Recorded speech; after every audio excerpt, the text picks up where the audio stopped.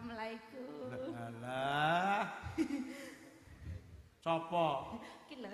Kenal kowe. Moden nggih. Moden patakmu iki. Wong bewok moden. Nggih. Ah namanya Mas.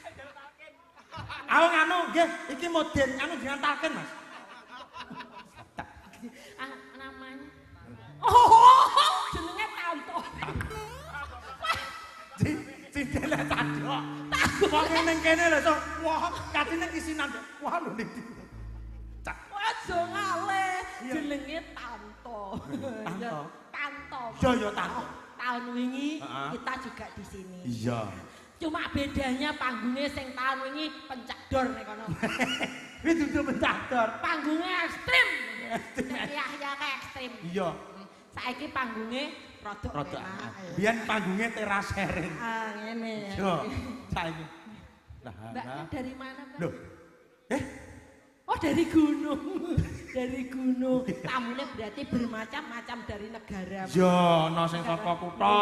Oh, saka desa. Tapi ganteng-ganteng di sebelah kene ganteng-ganteng. Assalamualaikum. Enak piantun sepuh tangane mbok sing Kurang rame, Mas. dibong. Assalamualaikum.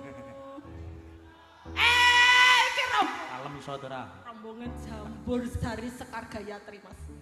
Kayak anak Anggi. Anggi orang-orang. Karo calon manten iki. Sapa iki kita? Rizky. Ya, ya. Terus kae heran orno. Wong yo jenenge seniman tamune yo orno-orno.